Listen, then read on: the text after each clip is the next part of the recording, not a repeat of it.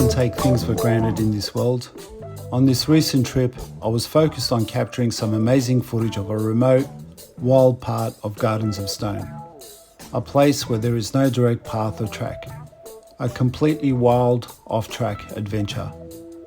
Unfortunately, at the end of the first day, I lost my GoPro. It must have snagged on a branch or fell off on the nth time that I lost balance and stacked it so gracefully onto many prickly shrubs. I was devastated to say the least. Not so much on the material object, but more so on the amazing footage I captured during the day and that I couldn't share that with you. The footage that you're seeing now is what I've captured on my drone and my phone.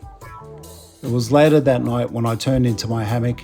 With the full moon glaring, I realised how lucky I was just to be out here. This is a place at risk of being devoured by the mining industry, and there's also news on the development of an amusement-themed park. It was a nice reminder to slow down and enjoy why I really like doing these sorts of adventures. Just a bloke who loves being out in the Aussie bush. I fell asleep to the whispers of the night and had one of the best slumbers I've had in a long time.